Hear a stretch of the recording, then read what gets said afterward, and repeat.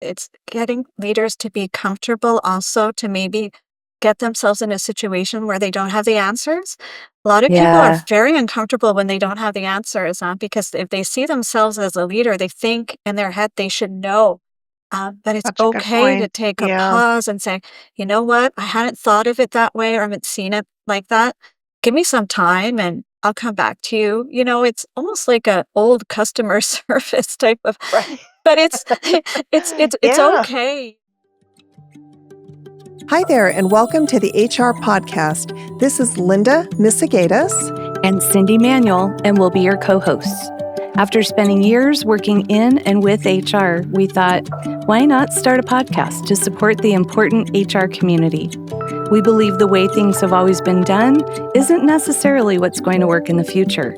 So we're diving into topics that support HR and working women as they navigate the future of work. We're talking about professional growth and also how we can support each other as human beings. We can't wait to bring you insights from HR experts, thought leaders, and inspiring women who are making a real difference in their organization and communities.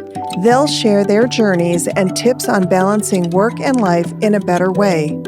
We're excited to learn alongside you and hope you'll pick up some great takeaways from tips and tricks to worksheets that you can actually use in your daily life. So grab your favorite beverage, Or lace up your walking shoes and join us for the HR Her Resources podcast. Hey, everyone. Welcome to another episode of the Her Resources podcast. I'm super excited to be in the studio with my co-host, Cyndi Manuel. How are you? I'm great. How are you, the I'm amazing doing Linda good. Misegadis? Oh, I know. I need to get back to my words, but I need to No, I find thought I'd them. throw it back at you Oh, I today. love it. It makes me feel really good. I always feel so good after our episodes. We have such incredible guests, and We I get to do. spend time with you, and I always love it so much. So, did you have a good week? I did. I actually reconnected with someone that I had not spoken with, I don't even know how many years. Latoya Oh, Lindsay. She I love is Latoya. she's the head of HR for Colorado Public Network Radio, Yeah. NPR. Yeah. Yeah. Just a really wonderful person, first of all. But Yeah. you and I both know her from the city and county of Denver. And oh my gosh, it was so it just filled my heart to get to reconnect Oh, with her. So that is so fun. we will get her on the podcast I soon too, know. I which I'm can't wait to super get her excited on. about because Yeah, she's amazing. she is amazing, and she's doing some Yeah. really cool things, and what another great growth story, right? And all about Oh networking and yeah. relationship and all that. I Love it. remember when she was just getting started, really, when we were in Denver. So Yes. She's yeah. great, as is Heather. Yes, which we are super excited to have. Our special guest today is Heather Redfern, and we're going to be talking about communication. But let me tell you a little bit about Heather first. She is a seasoned internal communications specialist with over 20 years of experience in corporate roles and as an independent trusted advisor. Her educational background includes a BA in translation, a certificate in public relations, and most recently, she received her certificate in leadership and inclusion. After years in corporate environments with employers like Michelin North America and Belron, Heather began her own internal communication business as a consultant in 2017. Since then, she has been on a mission to be a trusted advisor for clients who want to better communicate with their teams. She is passionate about helping organizations connect with their employees, supporting businesses and leaders to find their voice and communicate with clarity and care. Her approach is collaborative, always challenging her clients' thinking in a positive way to drive results and contribute to a culture of engagement. If you're looking to elevate your internal communications, Heather is the expert you can rely on to help you breathe easier and deliver strategic communication with care. Welcome to the studio. Hi, great to be here. Yeah, we're so happy. This So is a happy to topic that have is you. near and dear to Cyndi and I's heart, for Yeah. sure. This is, it just seems like I was just on a training this week at work, and this was the last one in this series that they're doing. And one of the things that everybody said was communication. Like that was the key to it. Like we talked about projects that had gone well, projects that had not gone well. And, it all comes back to all these other little things like execution and planning, and that But at its core, it comes back to communication every single time. So I've never worked with a client that said, you're communicating too much, no, no, It just doesn't happen. exactly. Yeah. No. Well, and it's more and more challenging today, I think, too, because Yes. we're in hybrid environments. The world has changed. Corporate environments have changed, and how you communicate. It's just an ever evolving thing. And So, words um, matter and like all oh the yeah, things, right? it's so true. Yeah. Absolutely. Well, we want to jump in with Heather, and I thought this was kind of interesting. It's a did you know 86% of employees cite ineffective communication as the main reason for workplace failures. That doesn't surprise me at all. Heather, Yeah. can you comment on that? Like, you would think after all these years, I mean, 86%, that's really high. That is high, but I think that, communication is at the heart of leadership. So Mm. people really need to take this seriously and learn how to communicate with with their people. I think the good news is it's a skill that can be built over time. Yeah. And, that's what our internal communicators are there for, is to partner with the business and help things move forward in a really positive way. What made you decide to get into communication? Like, Cindy and I was talking about stumbling into roles. Like, why communication? Yeah, I was a fellow stumbler, I guess you could say. I had this great educational background. I had my bachelor's in translation. I had spent a summer in Nice, France, learning, continuing my French education. I live in Quebec in Canada, so my French is strong. Okay. Yeah. And so I hit the workforce at a time where we were in a bit of a recession back at that time. And getting a position in translation in-house had disappeared. So I started looking at other opportunities that I could find that where I could use some of those skills, and I always really enjoyed reading, writing, and I started with Michelin tires, and an opening came up in communication. I was doing something different at the beginning, and I just jumped right into it, and I loved it from the very beginning. That's It's awesome. amazing. Yeah, it is funny how you find your way. It's always Yeah, such a journey, but like along the way, you pick up these different things, and then you're like, okay, I figured this out. That is for awesome. sure. What do you think? Can you talk a little bit about like how you would define internal communication in today's workplace? Because I think same.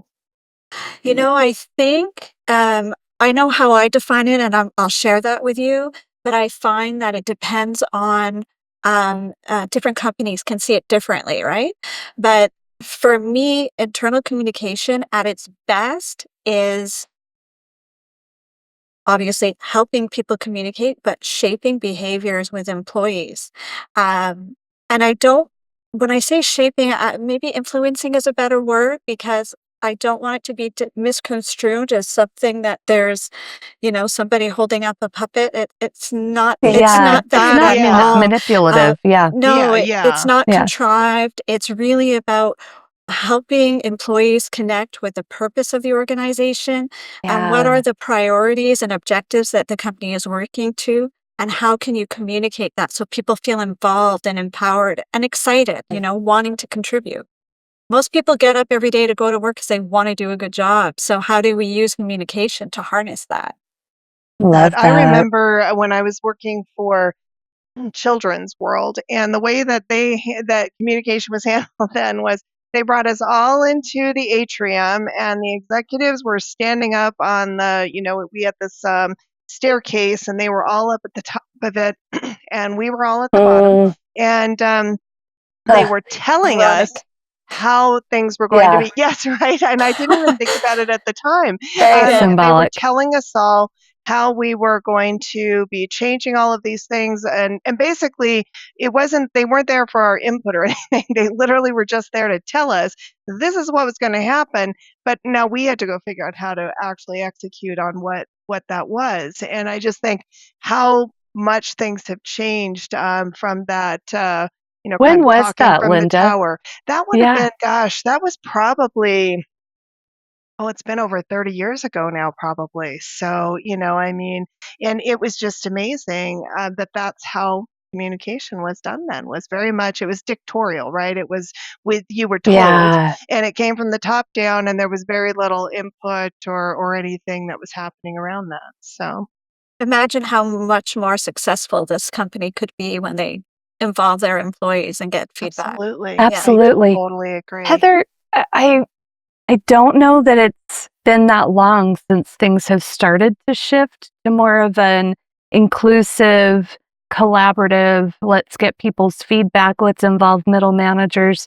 When did you kind of start to see that shift? I would say I start to see that shift maybe 15 to 12 years ago, Okay. Yeah. where Yeah, there was Yeah. really much more of a focus on getting employees' feedback and yeah, asking people, hey, how do you see this? What do you think of this? And, mm, yeah, what barriers are you seeing? right. So, yeah, I would say at the beginning of my career, very much top down. Yeah. Uh, and as, with time, it evolves, which is very good, very It is positive good. thing. Yeah. Absolutely. Yeah. Yeah. It's a shame, though, that it's taken this many years to evolve, though, because if you think about that, just 15 years ago, I mean, we've been doing this a long time. So you would have thought by now maybe we would have learned some lessons. And there was an interesting stat around this, is that companies with engaged employees outperform those without by 202%. And I hear that frequently. One of my Yeah. colleagues at work is a Crazy. big, he talks about employee engagement all the time, and it's that's the key to it, right? Is having engaged employees. Well, employees aren't engaged if you're not communicating with them. So, That's right. I think for sure when you have engaged employees, they perform well, they understand, you've communicated expectation, there's feedback going on, it's a two-way conversation. They perform better and it makes sense. Then the business does better because it translates, right across the board. Yeah. absolutely. So for sure, it's important. One thing I would caution is that while communication definitely contributes to that, I don't think communication can own the engagement KPI, Yeah, but I yeah, definitely do think that A part they're, of it, though. yeah, they're Hmm. very interrelated. very true. It's a really Yeah. good point. No, for I love sure. what you said too. It's bi-directional. Communication is not telling people something, which in your example, Linda, that's what happened, right? Yeah, It's exactly. that bi-directional is what makes Hmm. it successful. Yes, and I know that sometimes even internal communicators can experience having a hard time being at the table. I'm very lucky. I think I've had a lot of success in that in my career at being involved earlier on.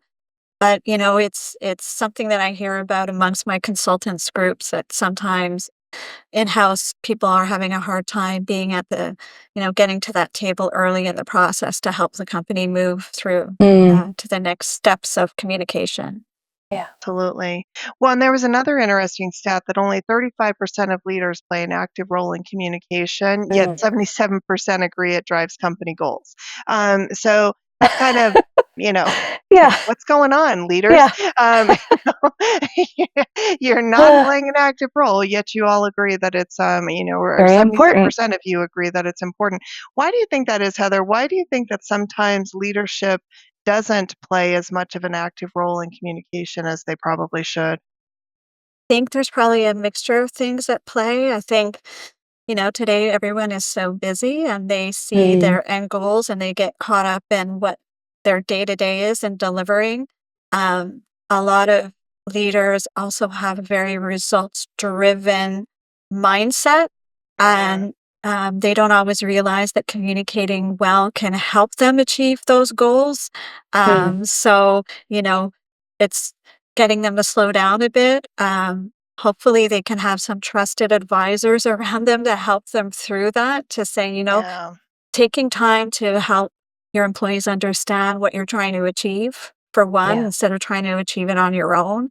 And, it takes time, right? So it's really like that slow down moment, speak to people, and also take a bit of time to not talk business with your people, see how they're doing, check Yeah. in, Yeah. because, we're human beings and we dedicate ourselves to do great work, but sometimes there can be things going on. And if you don't check in sometimes with people just to see, hey, how's your day going? What's How going are on? you We haven't had a doing? chance to Yeah. talk in a bit. Yeah, you're going to find out important things. So true. We hear a lot of times too storytelling. So kind of expanding on what you're just saying, Heather, storytelling and authenticity, which means, a leader saying things like, hey, let me tell you how I'm feeling about it, how, a change or something that's being communicated, how it's kind of, impacting me or something I've previously experienced and kind of how I went about, approaching this and things like that, that authenticity, like you're saying, do you talk to leaders and organizations about kind of telling their story and being authentic as a leader? Absolutely. And, for me, authenticity is one of my key values. So I think it Mm, comes easily to me. I don't, it's getting leaders to be comfortable also to maybe get themselves in a situation where they don't have the answers. A lot of people are yeah, very uncomfortable when they don't have the answers, because if they see themselves as a leader, they think in their head they should know. But it's Such a good okay to point. take a Yeah. pause and say, you know what? I hadn't thought of it that way or haven't seen it like that. Give me some time and I'll come back to you. It's almost like a old customer service type of, Right. but it's it's Yeah. okay, and people yeah, prefer to say, wow, they were down to earth and humble in that moment. Yes. And I that's right. appreciate that. So I don't know. I think that that's something that leaders need to maybe get a bit more comfortable with.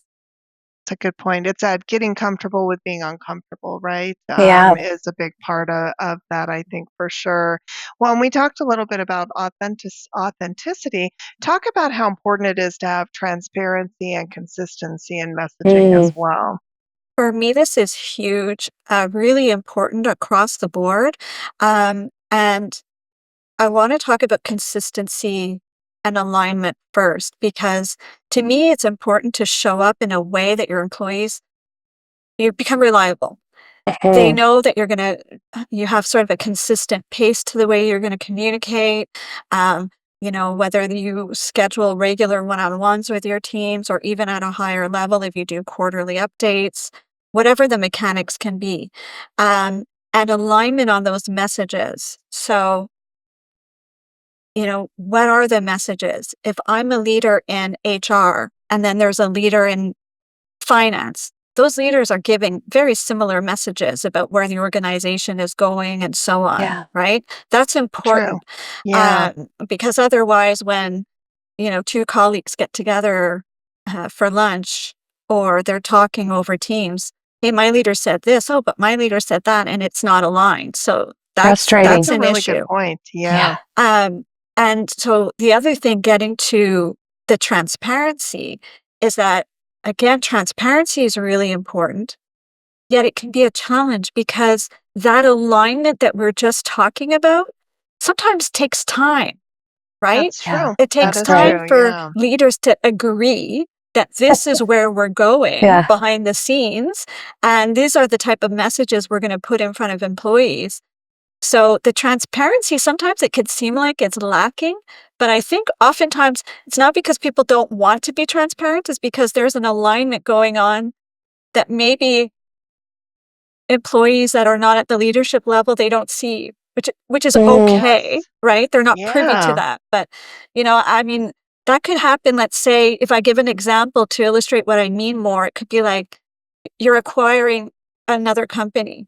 Hmm. And it's like, okay, what are those messages going to be? And that takes some time. So the transparency might yeah. come later. It's a good point. How do you think so? What ends up happening a lot of times I see in organizations is that while that alignment is going on, a lot of times employees are the rumor mill is alive and well, and Oh, yeah. people are in the absence of information, we make it up. And so, what do you recommend to maybe do? Like, do you do iterative communication? Like, how can you kind of ease the that rumor mill or the anxiety that might be coming from employees while the leadership is trying to get their messaging aligned? What would you recommend in those situations? Well, in those situations, first of all, I would hope there would be a true and dedicated internal communicator involved. It's one thing if Yeah. it's something where leaders are talking to employees on a regular basis as part of their one-on-ones. But if there's something really going on in the organization, I would hope there would be an internal communicator involved. And I can tell you that I've worked on files where we have a strategy if rumors start happening. If there is some type of a leak, if there's something, and we do have okay, this is what we're gonna have to, we have a protocol in place, and the messages that we have that might not be completely aligned, we're fast tracking it now. Yeah, Yep. yeah, To get yep, ahead that of makes it. sense. Well, and it Yeah. is amazing though, just like many or most organizations don't have change leadership. A lot of them don't have internal communications. You see that in larger corporations, they'll have that chief communications officer, but in a Mhm. lot of your mid-sized businesses, they don't have, so they're relying on human resources to They be are. their Yes. internal communicators. And I don't know that that's actually a strength necessarily of most human resource professionals. I think they can think about the emotion and they can probably think about, but at its core, that's not a core competency in human resources is to be your internal communications officer. So, but I'm curious what both of you think about that. I can share my thoughts, which is, um, I've sat within an HR team in my corporate roles for uh, about 8 years. So I learned a lot about HR and working in that environment. And, I worked alongside them. So if there was different changes, even if there's some compensation changes going on, for example, Yeah. I would Mhm. be involved. But you're right, there's a lot of organizations that don't have a dedicated resource.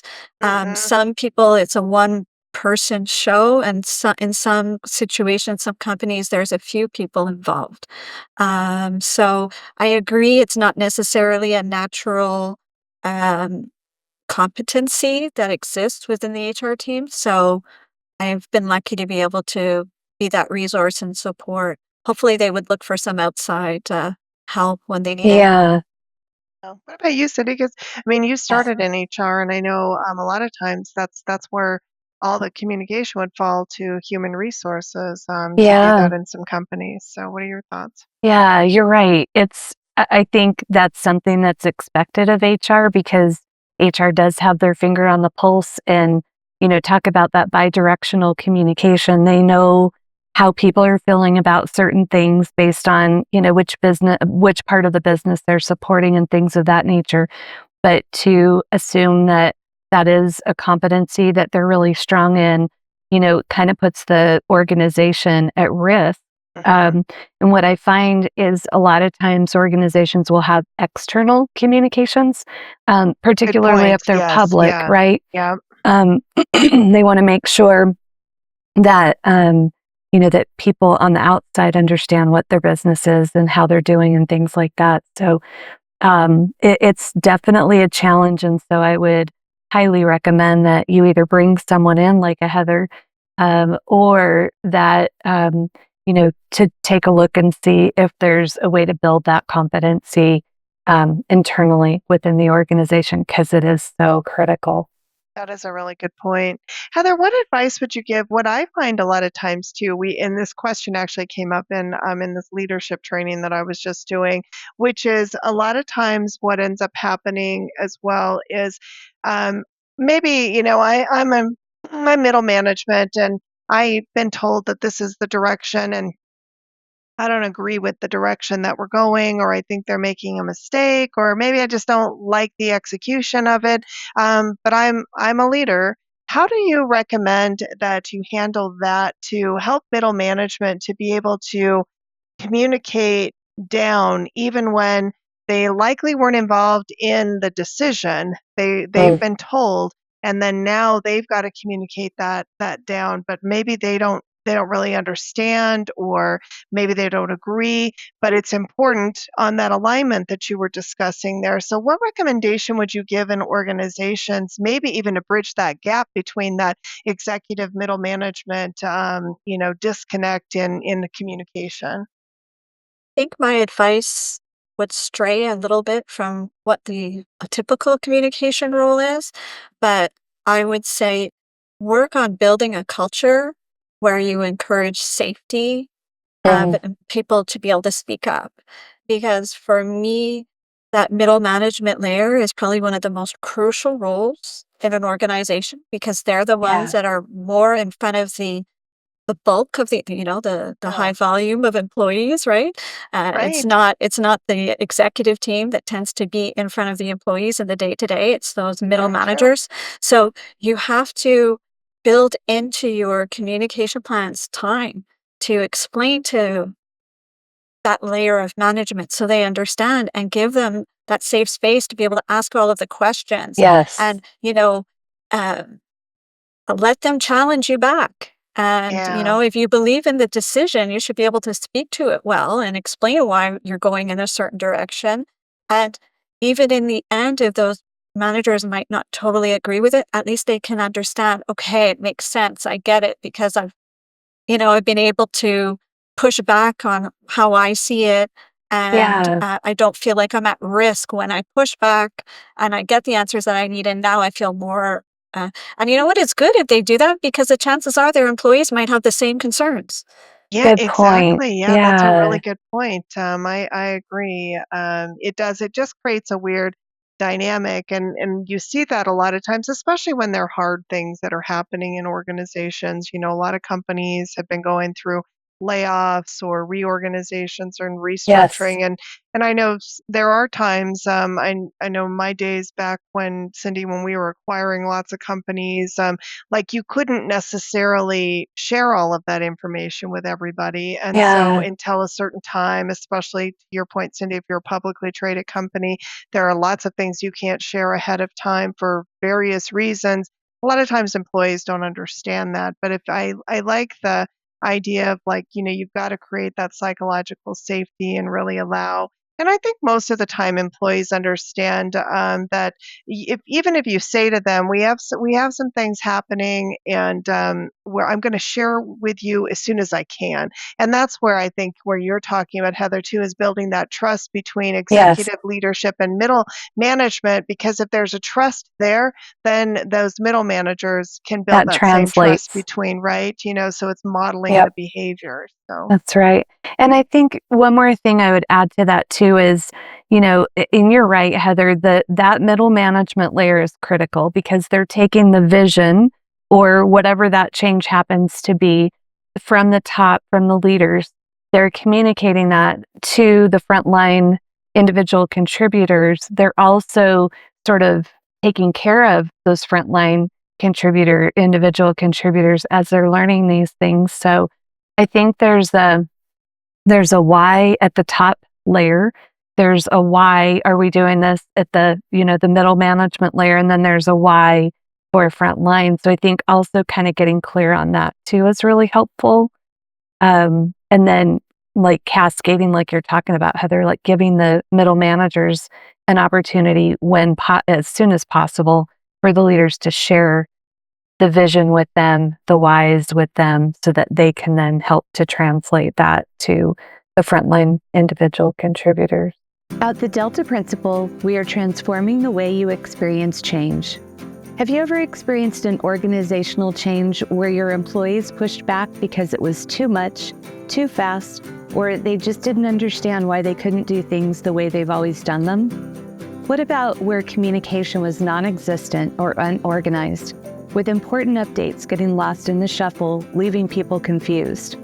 And have you ever experienced change where morale was at an all-time low because the change felt overwhelming and not aligned with your organization's culture?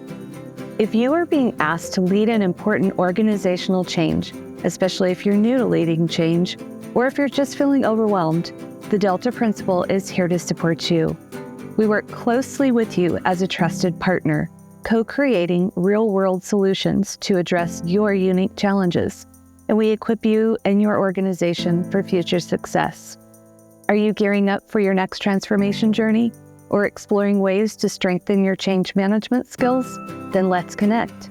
This year, we're thrilled to introduce Leading Change, a training designed for leaders driving organizational initiatives, and Navigating Change, a training tailored to empower teams and adapting to change with confidence.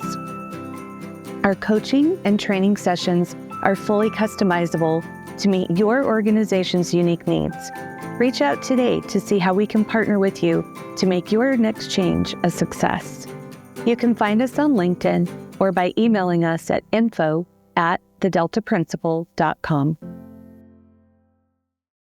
An example of like where leadership communication changed the direction for a team or a company? Like we always, I feel sometimes we focus on some of the negative side of it all, but I know there's positive in there. Do you have any a story that you might be able to share?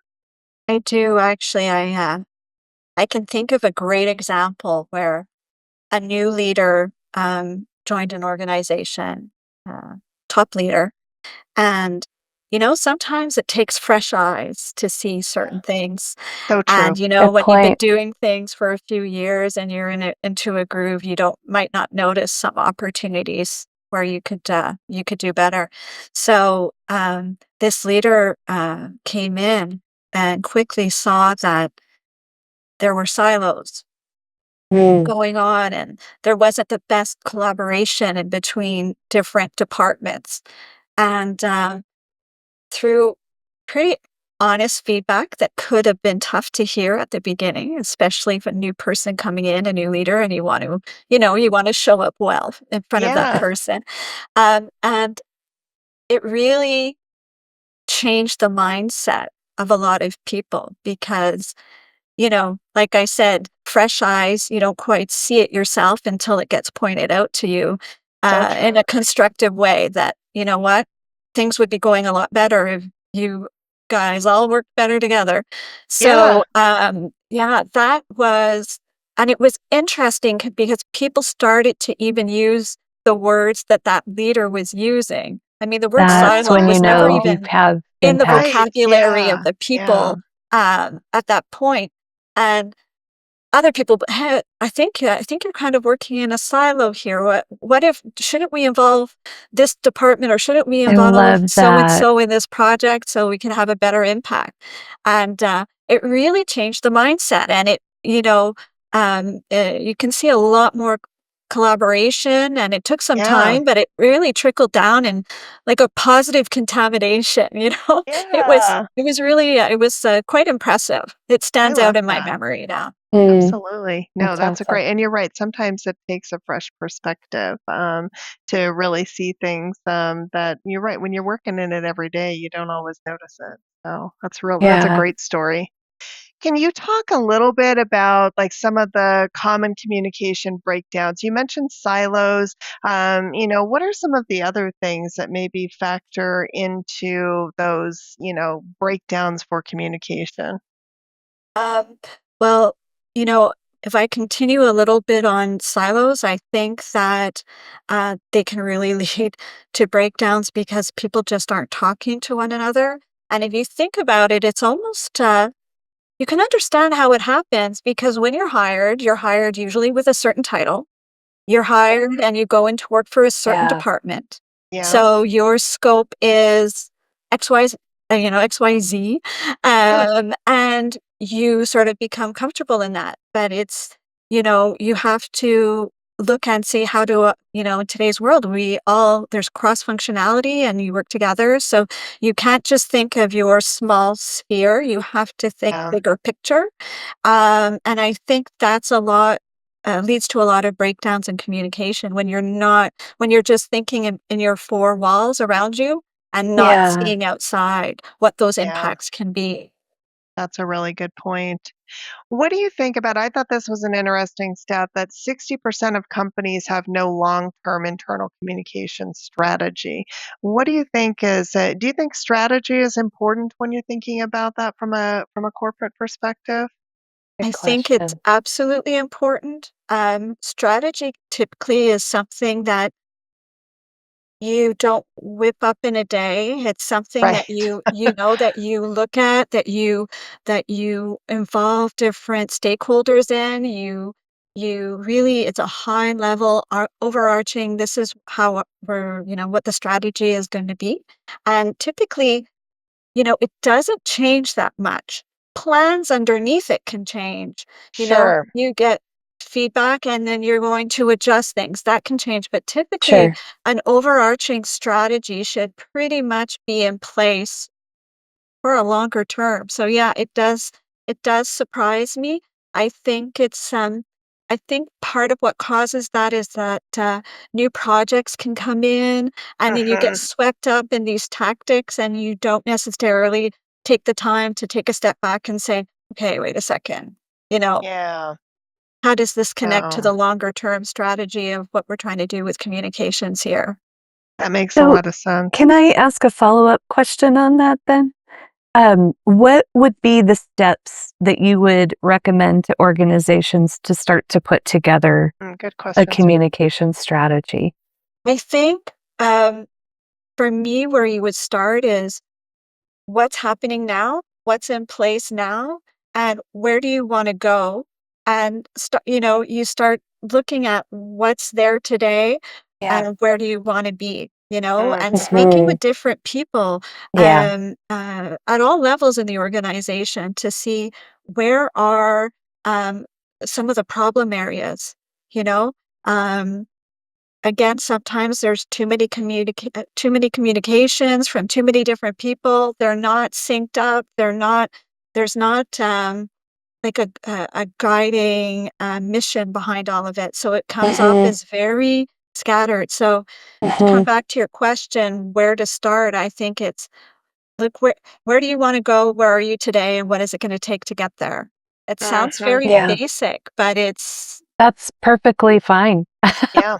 I you know think Yeah. that you have to start with basic. And just because it's basic doesn't mean it's easy. To your point, Heather, you're going correct. to talk to a bunch of different stakeholders and really find what works, what doesn't, and And those that's sorts of where your things. influence comes into play and helping people see what it could be like. Because a lot Yeah. of times, let's say you have somebody communicating in one area of the business and you say, well, if we were to merge this all together so that it doesn't seem disjointed or disconnected, Yeah. and then, you know, they like the way they've been doing things. And there's Yeah. probably some good things about what they've been doing too. So Hmm. you don't want to come in and try to put everything upside down. It's just you have to think of those employees that are, I often call them frontline employees that are Mhm. doing the bulk of the work day to day, Yeah. and they Yeah. just it's confusing for them. It is. So you want to protect that audience as much as you can. I Yeah. like that. No, that's really good. Well, and Cindy, I'm sure that's really too where, what you were talking about is starting somewhere and bringing in someone like yourself or someone like Heather who comes in and does these assessments to get the pulse and the tone of the organization from an unbiased perspective. Yes. And I think, that Absolutely. that is really the key to it, right? Because exactly what you were just saying there, Heather, is that I like what I'm doing. It works. And you don't get to come in and change it. That's how I'm feeling if I'm on the front line. You just come in. You haven't talked to me. You have no idea what we do every day. And now you just told me we're going to completely change how we do things. That's not Yeah. going to go over very well. And a lot of times employees will dig their heels. And we used to see that frequently in some of the organizations Cindy and I worked for Yeah. that without that buy-in, employee buy-in, they can really dig in pretty hard. So, Yep. yeah, Absolutely.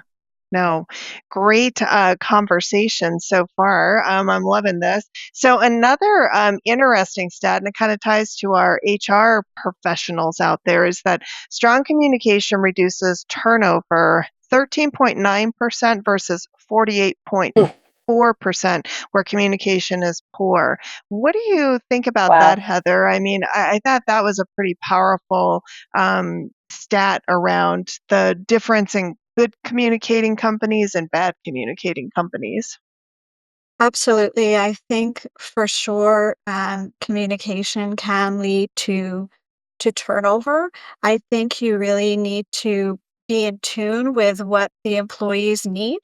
And for me, that can be a combination of um, what leaders being paying attention and being Yep. present and Yeah. be being there for on the day to day, and then also what is that internal communication function looking like? So they should be driving an agenda as well, an agenda in a positive way, right? To Yeah. connecting employees because it is just like you want them to be engaged, and they cannot be engaged if they don't understand where is this company going, what's going on, Yep. and as you started off by saying at the beginning of our chat, it's you know everything is changing at such a rapid rate in the world. So employees can be saying, "Where do I fit into all of this?" Especially So some of true. those more experienced employees that have been there for a Yes, while that have and been seen yes, a lot of change, exactly. and they're like, Yes. "Okay, give Yeah. me a break," Yeah. True. Yeah. yeah. That is so true. It's a A really good great point. point. Definitely. I'm curious, we've talked about talking to employees. How important is the role of listening in communication? Because, we sometimes we only think about what we're saying. We're not always thinking about what we're hearing. I think that is such an important question because when we speak communication, people tend to think about how they're going to speak, what those messages are going to be, how they need to show up. Do they show up Yeah, as very serious? Do they show up and show more of their truth selves right. um, uh, but no, for sure, it's definitely an important thing. I To know. listen. It's at the heart of the communication. So listen to Yeah. what people have to say. And then, that's where you find your best feedback when you're asking questions and you're So able true. to adjust. So true. I totally agree. Absolutely. Yeah, Yeah. that always goes back to your saying, right, Cindy? 2 ears, 1 mouth, use them appropriately. So, listen more Yeah. than you speak. So, I think it's a really good point.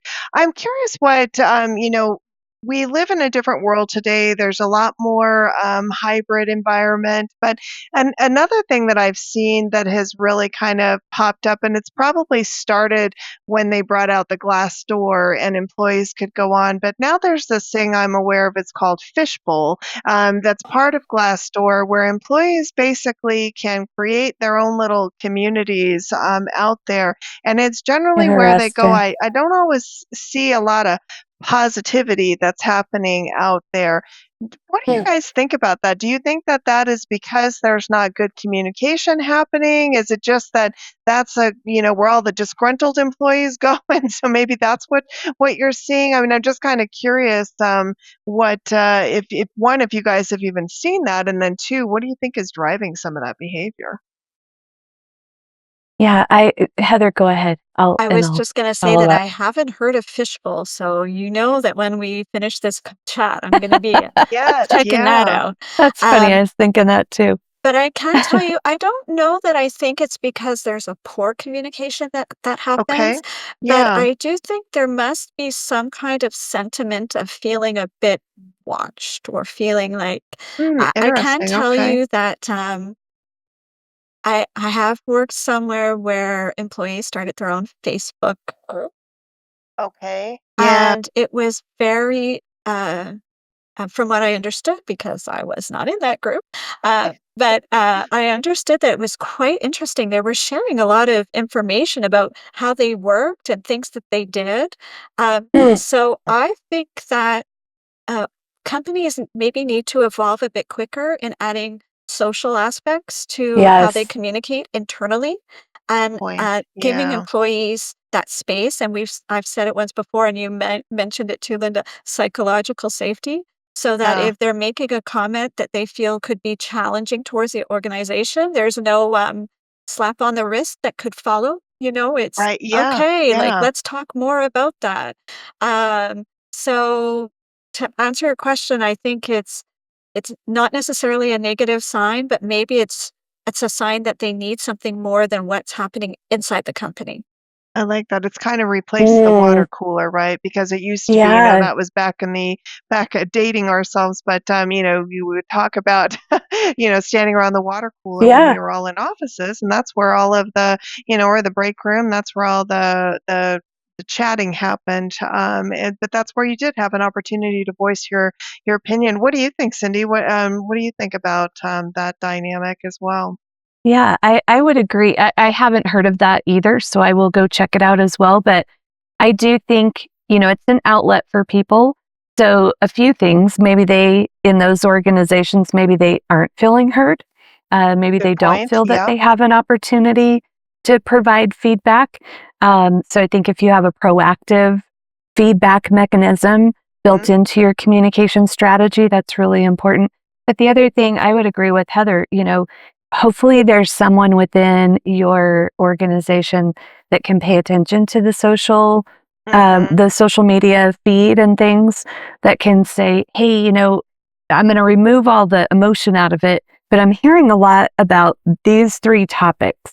How can we Yeah. address those Yeah. internally and, kind of take the emotion and taking it personally out of it? Yeah, So, great feedback on that. yeah. Because I think that's important. Because sometimes what can happen when leadership does then see those things as they do, they take it personal, and instead of looking at it objectively to identify, there's a trend here. And if there's a trend Yes, here, then maybe that's there's a right. problem, and maybe we need to address it instead of getting caught up in all of the white noise or the negativity. Like, let's read Yeah. between the lines and see what's really going on here. Maybe So, we didn't even know this was an issue. So yeah, even though yeah. we may not like how it showed up, it's something now we're aware of. So what are we going to do with that now? True. Yep. Yeah. No, I think that's a really good point. I like that. What do you think about the role, Heather, that surveys play? Because that's another thing that I hear negative from employees is oftentimes they're like, "Well, I'm not good." They say it's anonymous, but I don't believe them, and so I just always say, everything's great and I love everything and everything's a 10. So what do you think about the role of surveys in communications strategies or tactics? I've had a lot of experience in surveys, and I've probably heard every every possible reason why, employees feel that they shouldn't answer or that it's not confidential, Yes. and so on. So I've sort of responded, or helped build messages to respond to those concerns. Um, but I think the bottom line is with surveys is if you don't act, you shouldn't even do them in the first place. Totally agree. Totally And, agree. Yes. I think, you have to make sure if you're gonna invest surveys usually with a third party, they're Yeah, they're investments. very expensive. Yeah, They're you're right. investments, and so it's, "Okay, what are you gonna do with it?" So you have to act and you have to communicate well. Um, I can remember in my career being, in front of a room of leaders asking, "How many people think this is an HR initiative?" And a lot of hands went Oh, up. And so I worked to try to change mindset that, you know, uh, a survey is a corporate initiative and that Hmm. everyone is responsible for, That's for good. being involved, speaking to their employees. Most departments or leaders get their own report as long as they have a certain number of employees or more. right. And then that's also a factor in trying to help, keep things, confidential or discreet for employees, Hmm. and then they have to communicate. So all of that is really important, and I think that, the communication when it comes to surveys is, again, you have to make sure you communicate the results, even if leadership doesn't love the results. A reason to Yeah. Yeah. communicate even more. Right. No, that's such a good point. And I love what you said there too around HR because I do think that HR gets a bad rap oftentimes because of those things. And it is a trust thing because employees will think, well, this is just HR's way of weeding out the bad apples. And so I'm certainly not gonna say anything. And so I think that that's a really good point. Is that these generally they're not HR driven. These are things things that are corporate driven and it's a corporate responsibility.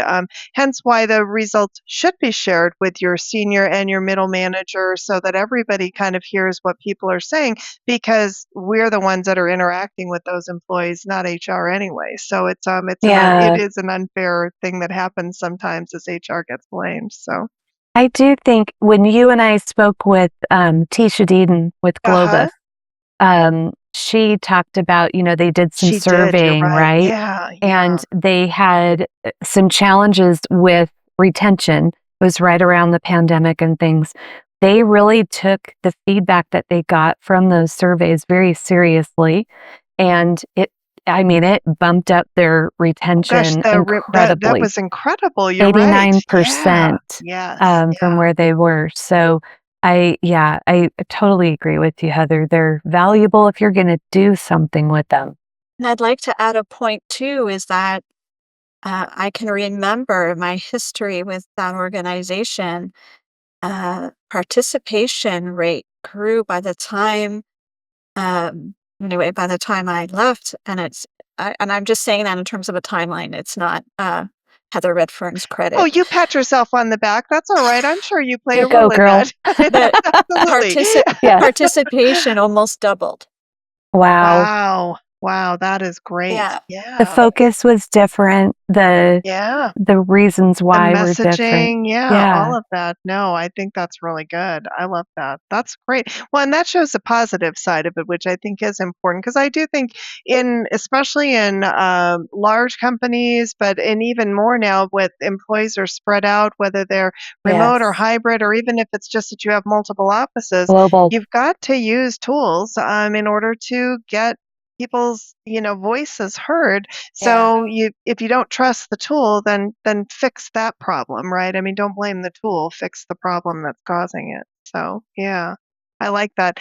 What do you think about, so there's another stat that says 42% of the workforce is remote. It'll be curious to see how much that changes with so much of this return to office stuff going on. But it does make digital communication tools more important than ever.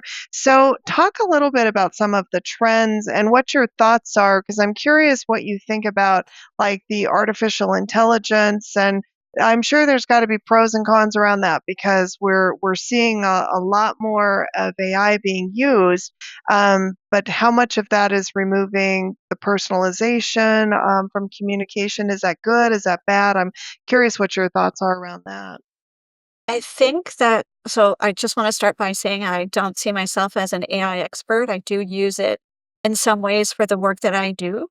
Um, that being said, I think the principles of good communication aren't going to change despite what tools come into play. And for me, AI is a tool like any other tool. So I do think that, humanity, the human in human resources, or the human working behind the communication, still plays a huge role and has to. Uh, when we talk about feedback, AI can't do that. They can Right. help. It can help give you a great message when you put some Yeah. key points into it, and it can give you like a good summary of something.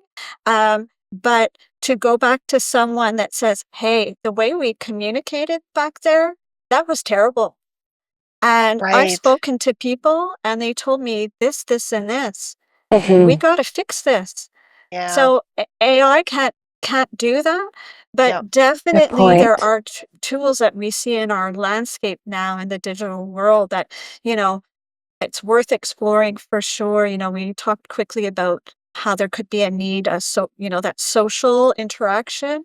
How can you find social tools to bring into the Yep. workplace now so that people are more connected, especially those that aren't sitting at a computer, Right. that might Yes. have their own mobile phone on them, and maybe that you're gonna try to leverage that rather than putting in place rules that they can never look at their phone at one point during their day.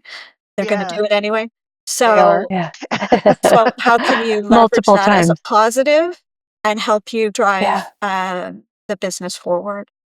I like that. Yeah. Awesome. No, it's a really good point. And I like we try to do that frequently is put it back where it belongs, which is it's just another tool, just like the Yes. evolution to cell phones, and now they're basically mini computers, and pretty much everybody has one, and they've got them everywhere they go. And who would have ever thought about that was going to happen, right? And so AI and some of these other tools are just that. They're methods by which to gather more information, hopefully in the long run. Mhm. So no, that's really good. I'm curious, like, how can leaders continue to communicate effectively in a digital first world? So, what advice would you give to leaders around that, where they don't necessarily have that face to face communication all the time? So, what recommendations would you give them? I would say apply some of the same principles, even at, check in with people. If it's going to be over Teams, it's going to be over Teams. Yeah. I would even say, it's funny you mentioned the water cooler. You're not going to bump into somebody at the water cooler now or in the Nope. hallway. That's not going to Yeah. happen. Chances are you're not going to probably be having lunch with them either. So book some unstructured time, like Mm, structure the time, but I like not the that. Yeah. content of the time. So I'm Yeah. just going to I talk love to you that. about, hey, what's going on? How I know that this has been happening with your family or your Yeah. kids, it's this or so have a structured time to talk about unstructured things so that you're not Yeah. forgetting to get to know one another. And, employees could be going through something. Maybe it's not that you need to have for them to divulge their whole personal life if that's not something they're comfortable with. But to be able to have those conversations with people that don't happen Yeah. because you're not bumping into them in the hallway anymore. I I think like that's that. Asking them important. about their weekend or, Exactly. Yeah. yeah. Yeah. Or you Yeah. went to that No. concert. How was it? Was it good? Yeah. Yeah, Um, absolutely. my husband was promoted, gosh, about 6 months ago, maybe. And he was telling me he was going to have a team meeting to just talk to the team, for the team to talk to each other. To your point, Heather, a structured, no structure kind of meeting. And it was such a great idea. I was Yeah. like, that's so great because you're going from being a peer to now being a manager. And, Yes. that's how you then continue the relationship that That's a you've really built good with these point. folks. Yeah, especially in Yeah. those situations too, Cindy, to your point where Hmm. you're going from being a peer to a manager of the same people that you've been working with. It's like just to remind everyone, like, it's just another title, it's just greater Yeah. responsibility. Like, it doesn't change the dynamic from that perspective. We're all still just people. I like that. Yeah. That's safe communication. Yeah, So, absolutely. No, for yeah. sure.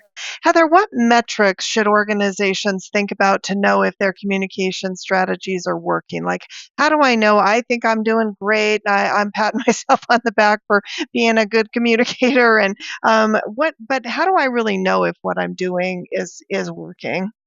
I think there's different metrics that can be used. So working in HR, you both are probably very familiar with things like leadership and climate. Um, those happen that give you feedback on all facets of your leadership. Um, Employee surveys, engagement. There's usually on those surveys, there's something to do with communication in there. And uh, less fancy, less number driven, but ask.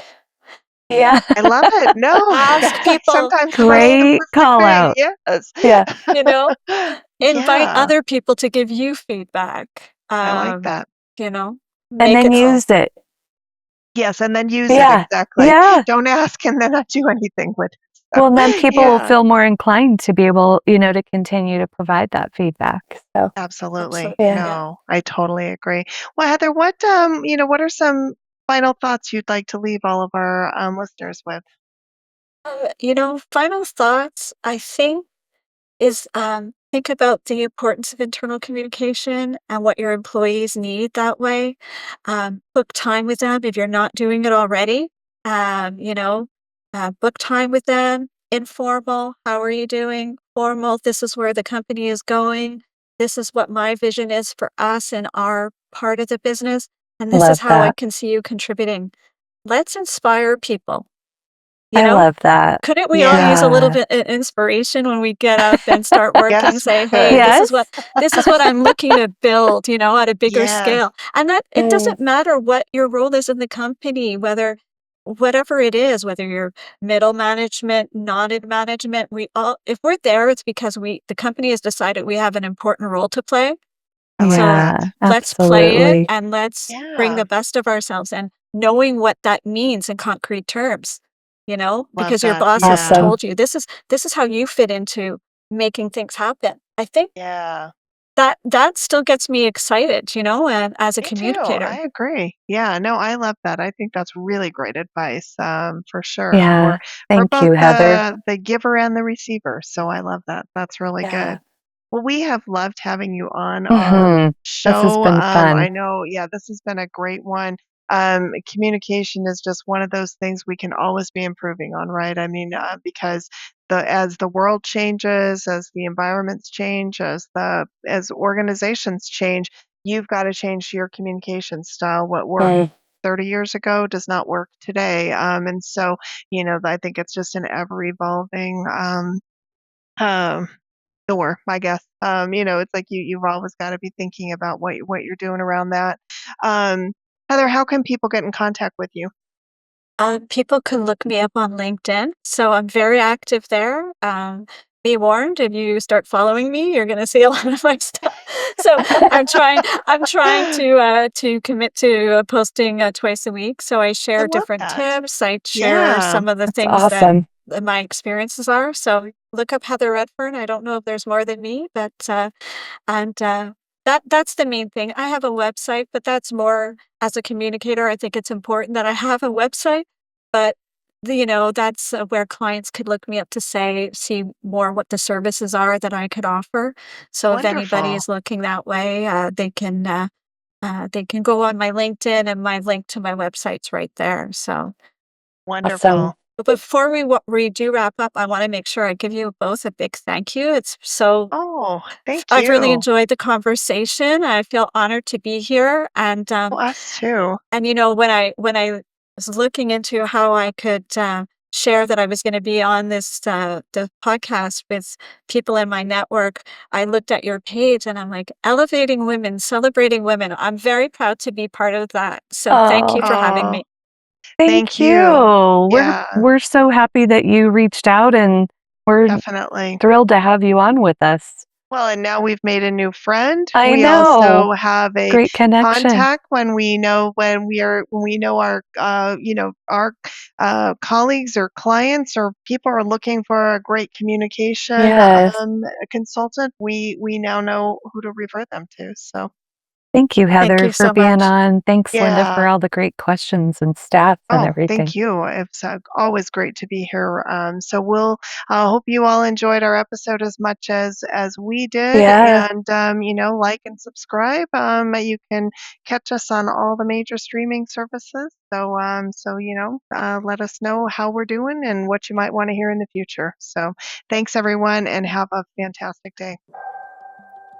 Thanks so much for joining us for this episode of the HR Her Resources podcast. We're so happy to have you with us on this journey.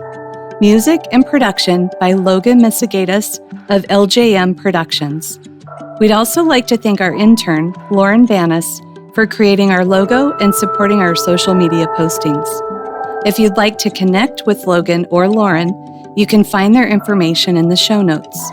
If you found value in our discussion and think someone else might as well, please follow, subscribe to our LinkedIn, and share with a friend.